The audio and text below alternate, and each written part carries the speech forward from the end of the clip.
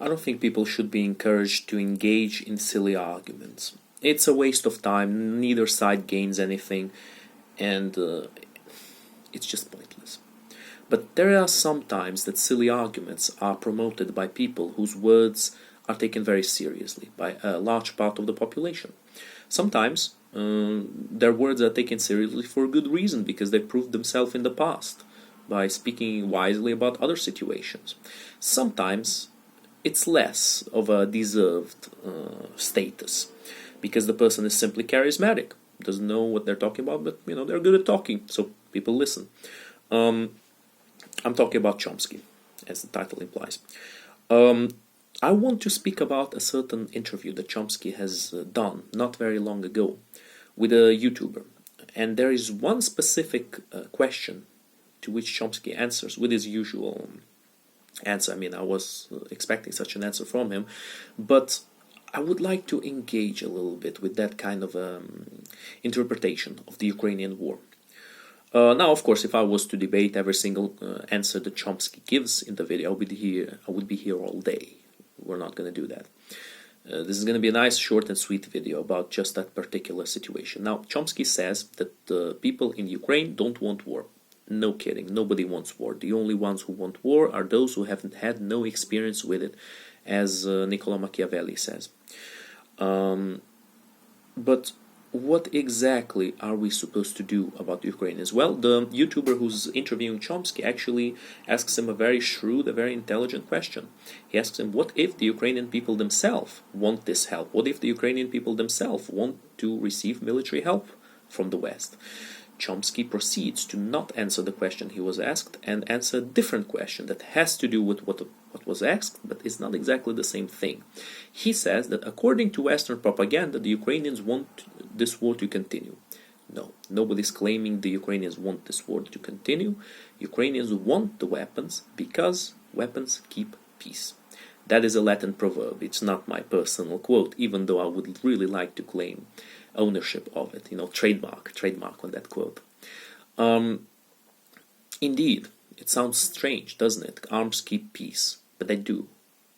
When a side expects that there is going to be a consequence to its violence, to practicing a violent act, it will think twice before doing it. This is a commonly known fact.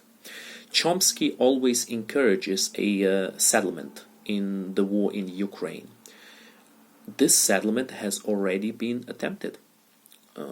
This settlement has been attempted at 2014, when the war has begun, when the West did absolutely nothing against it. I mean, there were some sanctions, minor sanctions at best, but not much was done, really not much, and Russia kept going. Now, what does this mean? It means that no settlement and no diplomatic solution will stop Russia long term. It means that the only thing an immediate peace will give is that Russia will prepare better and move on for a new offensive.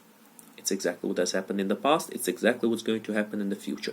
You cannot negotiate with people who consistently break their word.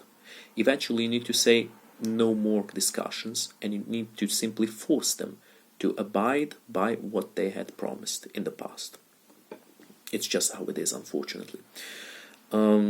It's the situation the Ukrainians are in.